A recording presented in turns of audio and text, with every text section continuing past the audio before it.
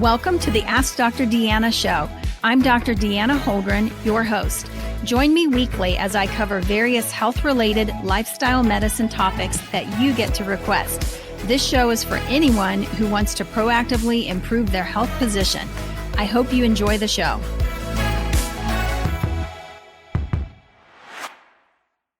Hey, everybody. Thanks so much for plugging in today and listening to the Ask Dr. Deanna show. This is week 3 of our Optimal Health series, and today we're going to talk a lot about weight loss. Before we jump in, though, I just want to remind you that if you're enjoying the content in the Optimal Health series, there is more detailed information in Dr. Deanna's Healing Handbook, which is available at deannaholdren.com. That book is all about preventative health. It is about getting clean and staying clean, and just really how to avoid disease, how to reverse disease as well. So want to encourage you to pick that up. Also, if you have not listened to week 1 and week 2 of this series, want to encourage you to go back and take a listen to those as well. So today we're really focusing on kind of the physical side of optimal health and what we can do not only to help reverse disease, but also to help prevent. And prevention is really the thing that I'm always after as a physician, as a provider, just basically looking at the various disease processes and what we can do to prevent them. And one of the biggest things, one of the most important things is going to be managing weight. And, there are so many people out there who are struggling with weight loss. They, maybe have tried this plan, that plan, various diets, etc., and just really struggle to find something that is sustainable. And that's really the approach that I like to take. Is it has to be something that is a sustainable lifestyle that you can stick with, that you can continue on, that will work for you, that will get results, and that will also help to nourish your body, fuel your body properly so that you feel great.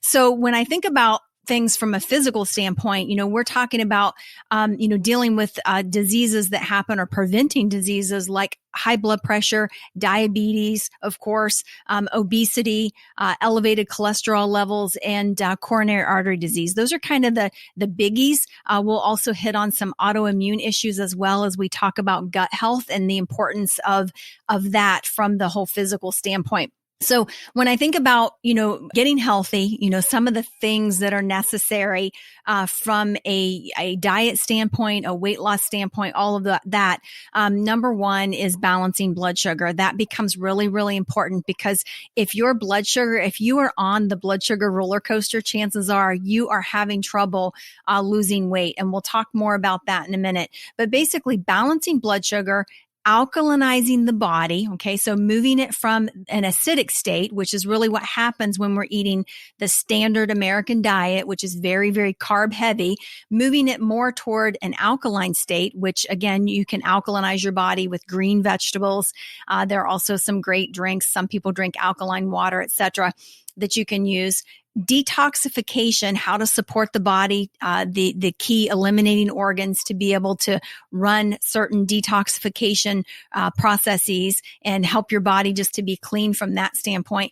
And then also restoring the gut, how we get the gut functioning at optimal levels, because so many things are tied to the gut. And if you have listened to the entire series, if you've been with me from the beginning, you've heard me say the gut, because it is that critical. It is such an important component. So when we look at managing weight, one of the things we have to talk about, of course, is insulin resistance, because for most of us, and especially for women and men for that matter, midlife, they tend to have more trouble with insulin resistance. When you see this happening, sometimes there's some hormonal changes that can kind of play in here. But also when you see this happening, typically you're going to see weight gain around the middle, of course, on the thighs, the back of the arms, etc. And basically what's happened is if you are eating the standard American diet, it is way too high in carbohydrates. And so because we tend to eat way too many grains, you've heard me say in the past that we are a grain-fed society. And if you want to know how to fatten up your cow in the field, if you raise cattle, you basically fatten the cow by feeding it grain.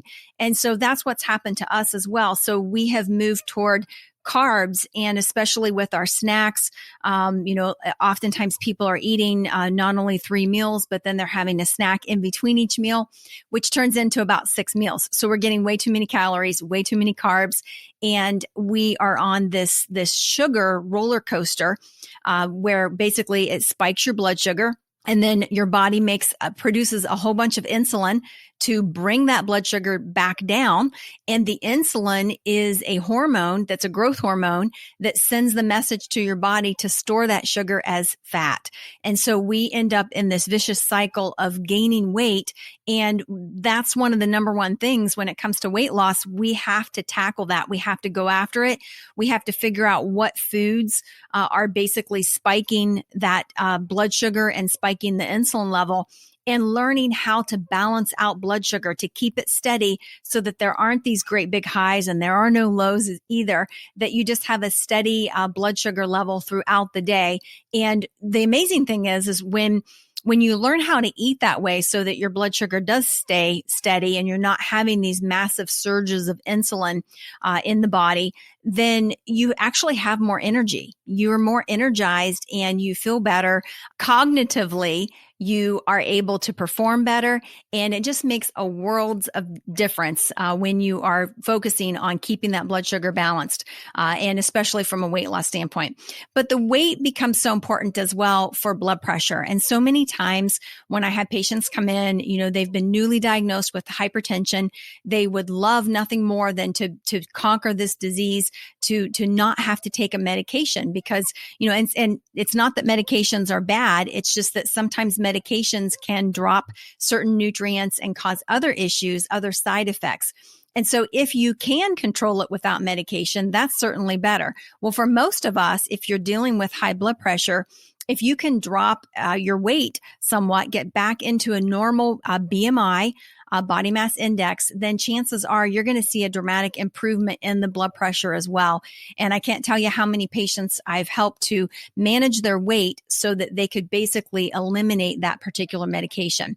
So it's going to help from that standpoint. Of course, diabetes, that's what insulin resistance is type 2 diabetes. And, when you look at controlling the diet, lowering the carbohydrate content, focusing on keeping that blood sugar steady, you're going to see an improvement here as well. Type 2 diabetes is a reversible disease. Let me say that again. Type 2 diabetes is a reversible disease. It is something that you have to control your diet. You have to restrict the carbohydrates, and you can see a dramatic improvement in that disease process.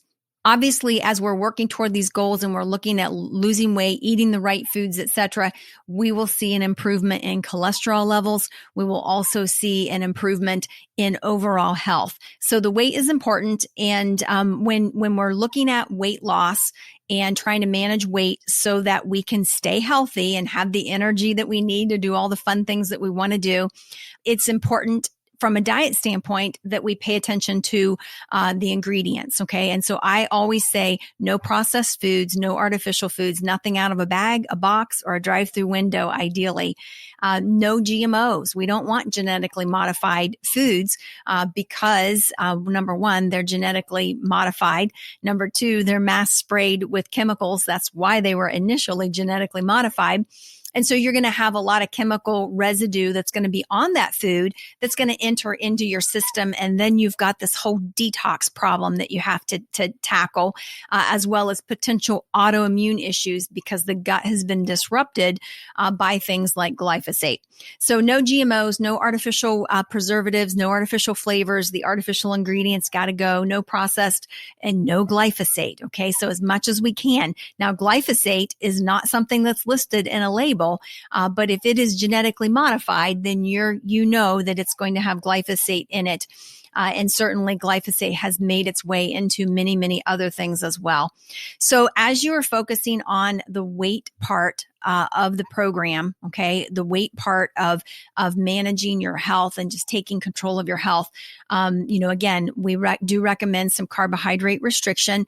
I generally tell people if you are trying to lose weight, you really should reduce your total carbohydrates, total carbs for the whole day to under 50 grams per day. Some people will go as low as 20, but definitely under 50 per day. You want to add good protein sources, good, healthy, clean protein sources that are going to help fuel your body, give your body all the amino acids that it needs so that it can basically do repair work and build muscle and so forth. And then also adding in some intermittent fasting. Intermittent fasting is a fantastic tool to help you meet your goals. Intermittent fasting, I have always told my patients for years and years and years, one of the best things you can do for your health is to fast 12 hours every single night. And to me, that's a starting point, and that's really what everybody should be doing. So fasting 12 hours, if you eat at 7 p.m., then you don't have any food until 7 a.m. the next day. Easy, right? That's definitely easy to accomplish. After that, okay, after you have the 12 hours down consistently, and that should be an every single night thing, then at that point, you can push it a little bit. Okay, so typically going from 12 to 14 hours. After 12 hours, you have burnt through all of the glucose in your system, and you are now fat burning, which is super exciting to be burning fat. And you're not necessarily at the gym. Maybe you are, but probably not at that point. So for those first 2 hours after, again, you're burning fat. And beyond, some people will push it to 16 hours for their typical fast. That's something that I have employed. I always say, check with your doctor before, engaging in any type of fast beyond the 12-hour mark. But 16 hours is something that I typically do. And what I realized is that most of the time, I'm actually not really hungry until then. So it's not uncommon for me to, have an evening meal, to fast. And then, I may break my fast around 11:30 in the morning, typically with a super healthy protein shake at that point. So add in some intermittent fasting and you will be amazed at some of the results that you get with that. The second part of this whole physical, how do we take this body, this one body that we have, and help it to function at optimal levels, help it be as healthy as it can be, and to basically, be able to do the things that we want to do.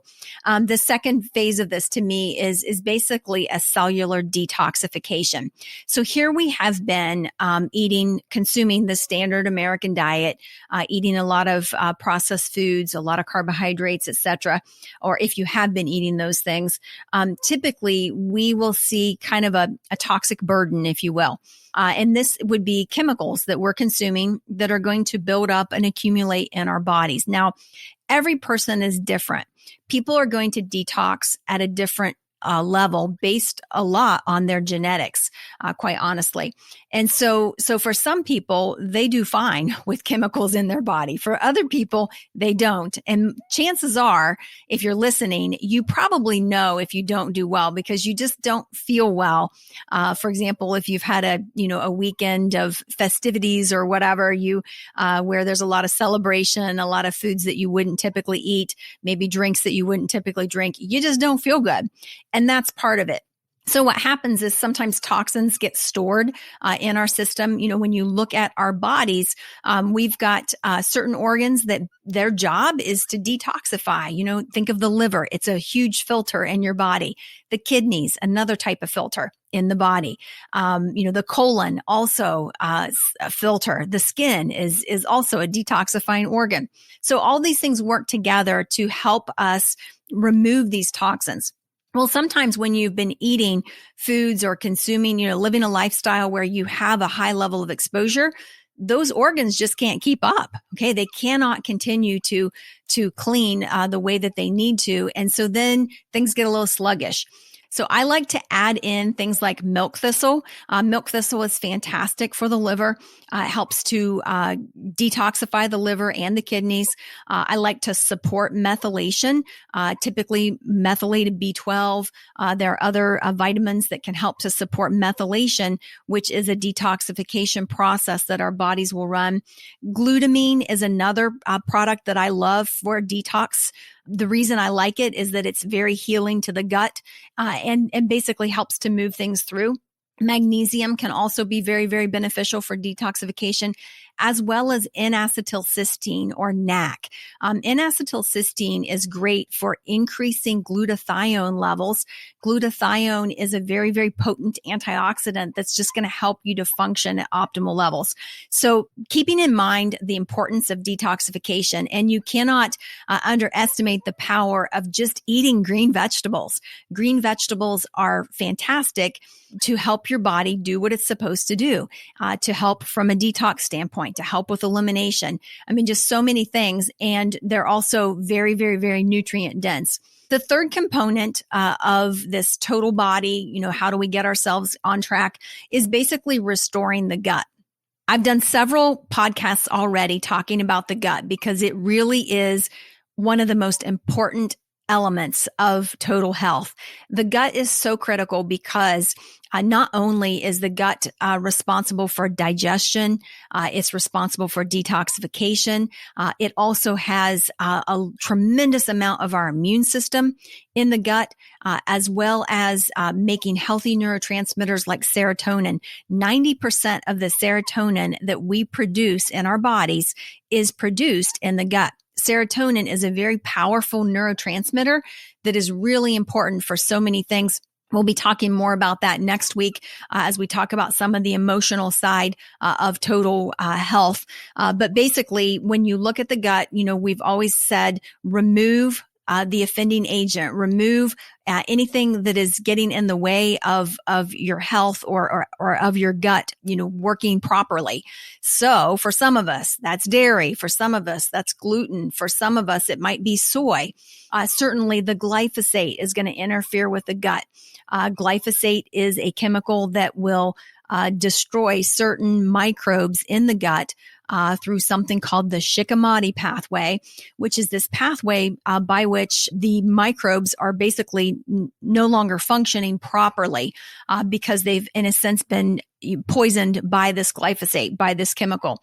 So eliminating all those things, and then replacing the good, healthy microbes with a great probiotic. Okay. That's for starters. Also making sure that you're adding in fiber. Fiber allows the gut to produce something called a postbiotic, which are these compounds, like butyrate and nitric oxide that your body will make that are very, very supportive to the mitochondria, the powerhouses of our cells, if you will. Glutamine, really, really important for overall gut healing, for the lining of the gut. Turmeric is another fantastic supplement that makes a huge difference in the lining of the gut because it helps to support the gut microbial balance. So you're actually going to really help to have a very healthy gut microbiome when you're using turmeric. It also helps to modulate immune signals, which is something that kind of moves into the autoimmune side of things, decreasing something called IL-6, interleukin 6, and TNF alpha. So those are things that are heavily involved in autoimmune issues. Fermented foods, also very, very good for the gut. And, just being mindful of it, being mindful of the fact that there are a lot of things that we eat that do not serve us. If you eat something and within 15 minutes you have a stomach ache, chances are that's something that you're sensitive to that just does not agree with you. And you really need to pin that down and eliminate it from the diet because it's going to continue to cause problems. So since we're talking about the gut, let's talk for a minute about autoimmune. In the beginning, I mentioned several disease processes. I did not talk so much about autoimmune. And autoimmune, in my mind, really starts with the gut because that's where the immune system is. And what happens is sometimes, we are, exposed to autoimmune disorders can happen when we are exposed to certain chemicals. It can happen when we are exposed to certain viruses as well. Just various things that can trigger an autoimmune condition. There's typically a genetic component to it as well. And for many of you, you have heard my story. When I was in medical school, I had eliminated all the fat from my diet because we were trained to do the low-fat cardiac diet. And that actually caused some serious health problems for me. It actually sent me into a state of an inflammatory arthritis. And the reason is that if you eliminate all the fats, you're basically eating carbs and sugar, which is essentially what I was doing. And those are inflammatory foods. It caused total inflammation within my body. And because of that, again, it flipped the switch on, if you will, this genetic predisposition toward that. So here's the cool thing. Sometimes we see, where you can bathe your genes in the right stuff, and you can avoid that particular disease process. You can also likewise bathe your genes in the wrong stuff, okay, lots of carbs and sugar, and you are going to see yourself barreling toward that disease in that scenario, which is exactly what happened to me when I was in medical school. In addition to having that happen when I was in medical school, I also found it really, really challenging to learn or remember certain things. So I feel like it affected me cognitively as well, because there were times that I would read a text, maybe 10 times and stop. I would get very frustrated. I would stop and ask myself, what did I just read? If you are experiencing that, then chances are you've got some malnutrition going on that is affecting you cognitively as well. So that's the beauty of getting healthy. That's the beauty of doing a program like this, is that you get to see all of these benefits and all of these tremendous changes in your health as you are fueling your body with the right micronutrients and giving your body what it needs. Finally, when I think about total health and just how do we really help to prevent all of these diseases, all of these things from happening, and just stay on the right track, we want to include some exercise. Okay. Exercise is really, really important. Whether you are just walking, whether you are doing a HIIT exercise, whether you are doing a HIIT exercise is basically just a high intensity interval training where you are doing, short intervals that are high intensity and then bringing it back down, or you're exercising throughout your day. There are so many different ways to exercise. It doesn't have to be crazy. It doesn't have to be hours in the gym, but we do need to get our steps in, and we do need to be moving. Exercise, especially anything with resistance, with, low weights, high reps, that sort of thing, or even just your own body as resistance, really helps to build muscle mass. And as we are building muscle mass, it actually increases our metabolism. So it's great to think that you've got some muscle on the body, and that is basically going to increase your metabolism so that when you're at work, at your desk job, you're actually burning more calories because you have a higher muscle mass. So that is important. And of course, it's important to support that muscle as well. Again, one of the best things to do there is just a really good, clean, plant-based protein shake after working out is fantastic. So not only does exercise increase the muscle mass, which then increases your metabolism, but it also makes a huge difference in your blood pressure and your overall cardiovascular system. So, getting out, get moving is so important to move every single day. A lot of people, wear the trackers, the Apple Watch will track your steps for the day so that you can make sure that you're hitting that 10,000 mark, that you're, closing all those rings and getting your exercise, minutes in and your movement minutes in and all of that. And it'll even tell you what your daily average calorie consumption would be, or what you need to just maintain your weight. So that can be a great tool as well. So overall, when I think about total health, okay, to me, the thing that we can control the most is our diet, our movement, and our weight, so that we can live a vibrant life, so that we can avoid disease, so that we can avoid needing all these medications, so that we can be able to go out, do the things that we want to do, make a difference in the world the way that we want to be able to do, and, to live long, healthy lives. I mean, that's really what we want.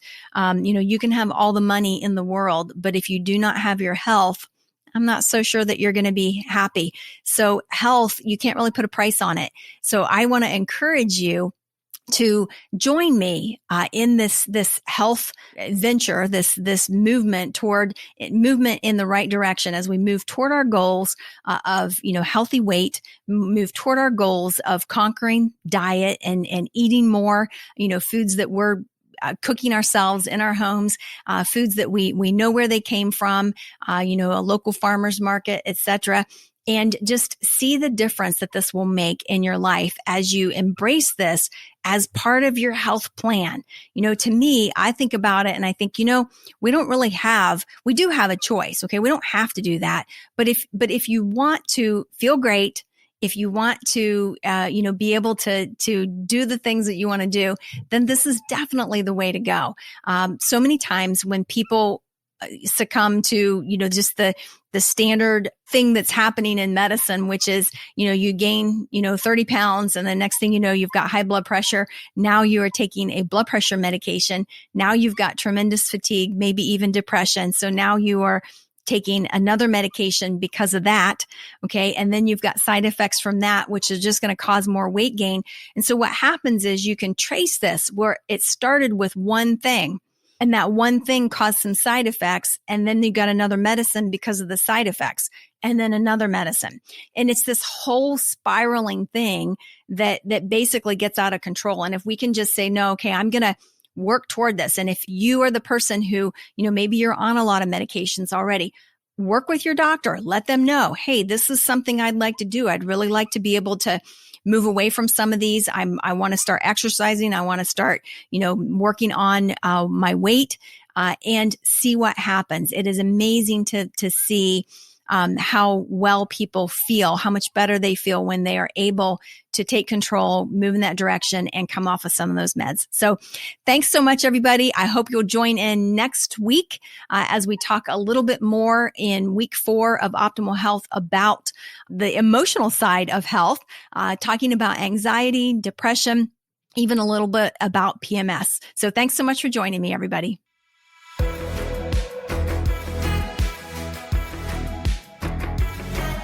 I hope you enjoyed that episode. For more information, visit me at deannaholdren.com. Find me on Facebook, Instagram, and Twitter at Dr. Deanna Holdren. I really want to hear from you, so message me. I love taking your messages and creating topics from them. Please rate, review, subscribe, and share my show with those who have an interest in health and wellness.